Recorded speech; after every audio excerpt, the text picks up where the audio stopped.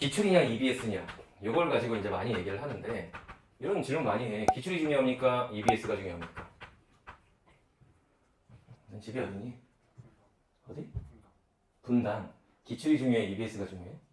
기출이 중요해요? 넌 네 생각은 어때? 기출이 중요해? EBS가 중요해? EBS? 여기 생각이 다르죠 둘이서. 넌 어떻게 생각하니? 뭐가 중요해? 그렇죠. 이게 정답이에요. 아니 당연한 얘기야. 이거는 둘 다 당연히 해야 되는 거지. 뭐가 더 중요합니다라고 우열을 가릴 수가 없어요. 자, 기출이 더 중요합니다. 망할 거야. EBS죠. 망할 거야.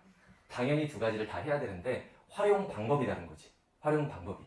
어떻게 다르냐? 보통 이거를 애들이 거꾸로 공부를 하는데 기출 같은 경우에는 기출을 가지고 기출 지문의 내용 학습을 하는 바보들이 있습니다. 그러니까 예를 들면 최근 5년 안에 출제됐던 작품들은 니네가 볼 수능에는 웬만하면 안 나올 거야. 근데 그 작품의 내용을 막 씹어먹으면서 공부하는 애들이 있어. 그럼 뭔가 잘못된 거죠.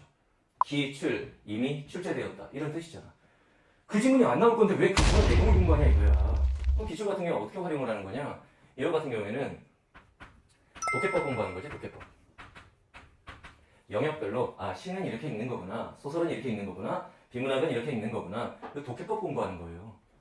그 다음에 기출을 가지고 또 우리가 할 거 문제 유형 분석이지. 문제 유형별 풀이법. 수능에는 이런 유형의 문제들이 출제되는데 이런 유형은 이렇게 접근해서 풀면 빠르고 정확하게 풀 수 있구나. 이런 문제 유형별 풀이법을 공부를 하는 거야. 그 지문의 내용 학습 자체는 크게 의미가 있지는 않아. 왜? 그게 나올 거 아니니까. 무슨 말인지 알겠죠?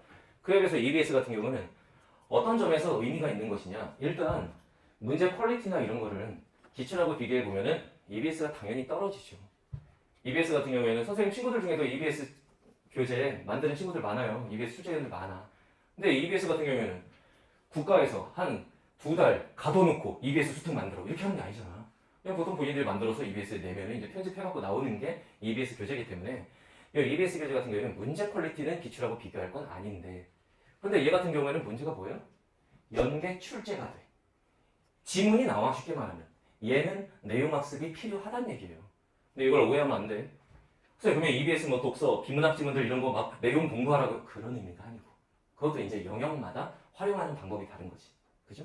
그래서 EBS 같은 경우에는 기본적으로 지문 분석을 해야 돼. 지문 학습을 한다고 생각을 해야죠. 문제 자체를 가지고 퀄리티 있는 문제로 내가 이 문제 풀이법을 공부하는 거야. 이거라기보다는 연계 출제가 되니까 지문 자체를 공부를 한다. 라는 거지.